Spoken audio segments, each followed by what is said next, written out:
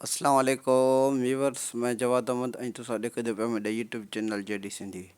Viewers, हिले मां इन टी कलर जेको हिकिड़ा पासा त कमेंट ॿुधायो मां कहिड़ा पाता हुआसीं। हिले मां तैयार थी गया आहियां। लोशन हण हुण टोपी वग़ैरह पा ऐं अतर हण। हुण वेंदा आहियूं मस्जिद नमाज़ पढ़ त सभिनी व्यूअरां को जुमातल मुबारक दा ॾींहुं मुबारक हुए। मैं वेंदा पे मस्जिद नमाज पढ़न। ये मस्जिद अल हबीब इतना ही पढ़दा जुमे नमाज नमाज पढ़ते वाली